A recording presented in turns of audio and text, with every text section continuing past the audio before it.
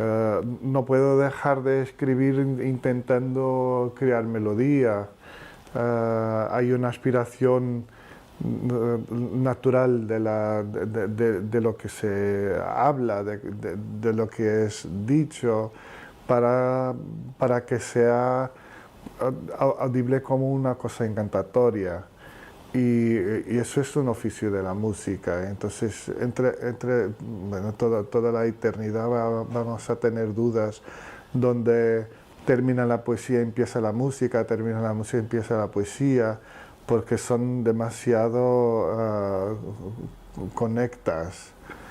Y siempre empiezo escribiendo todos los días escuchando algo que no puede tener una voz porque si no la palabra utilizada en la música me interfiere, me llama, pero empiezo todos los días escribiendo con cosas instrumentales y es como hacer un estagio y es un portal para un tipo de sentimiento, de clima, para que después pueda libertarme dentro de las palabras. No sé si tenéis la palabra ladainha, una ladainha. Es que yo trabajo mucho con esto, con un tipo de texto antiguo que viene de una tradición oral y que se va completando como una cosa que repisas una idea, tienes una idea, repisas la idea y pones un poco más. Y siempre vas progrediendo, el texto progresiona como si fuera casi el mismo texto, pero cuando lo ves al final es muchísimo más largo y entendeste cómo se ha hecho de una cosa pequeña a una cosa tremenda. Y tengo este proceso, esta cosa natural de las ladainhas como una técnica que me encanta y que es de verdad profundamente musical, porque las ladainhas son cantadas, son llantos, es algo como que una lamentación que se hace y que puede ser la manera de llorar la muerte de alguien, la manera de llorar los tiempos funestos de la humanidad, pero tiene esta componente inminentemente poética y musical. Es un texto que nació para ser como que cantado. Cómo hacer la repetición, la reiteración, si va clarificando la idea, va haciendo de la novela entera un largo poema. Y el poema hace esto, tiene una energía común que va como que cimentando una estética y una imagen que cuando terminas un poema tienes una visión de una cosa completa. Y a mí no me interesa mucho, claro que hay una narrativa, me interesa que la trama esté completa, lo que ocurre, los personajes, lo que sea, pero para mí la completud es una completud estética. Hay una dimensión de pérdida, pero sí, y los japoneses a lo mejor entendieron los portugueses bien, porque tienen esa cultura de perder de alguna manera, y perder no haciendo solo tragedia, porque la dimensión más interesante de la palabra saudade es la celebración.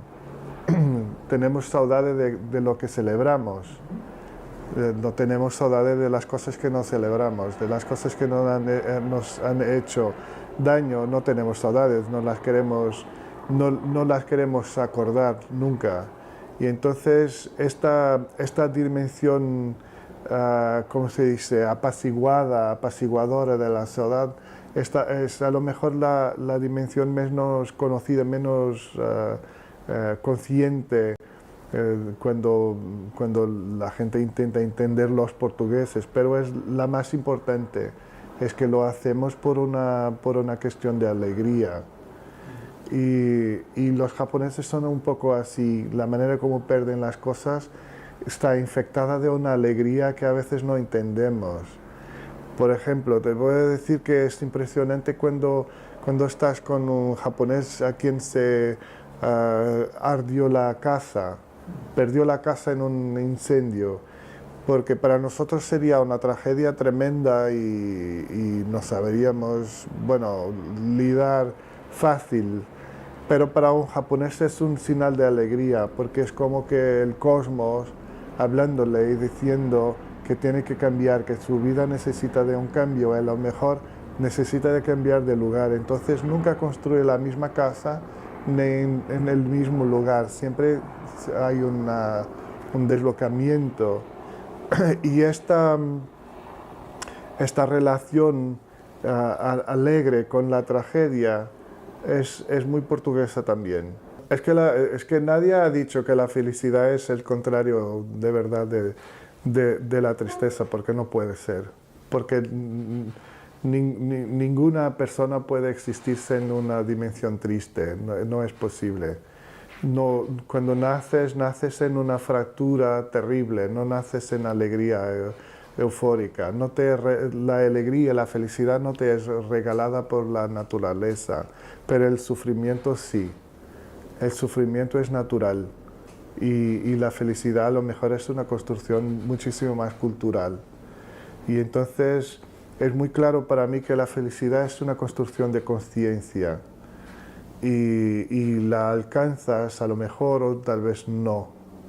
Pero la tristeza es muy gratis, es muy fácil. La vas a alcanzar en algún momento ni que no estés buscando, ¿sabes? Y entonces necesito entender la felicidad como algo que contiene la tristeza y no que está como su opuesto, su diferente. Y no creo que ser feliz sea no ser triste, pero ser feliz sea un equilibrio alcanzado que nos posibilita estar bien con las tristezas que tenemos. Esta euforía, la euforía es un poco alienante y la felicidad no es alienante, es consciente, es un estado de maturación. Por eso los niños, los chicos pequeñitos no son felices.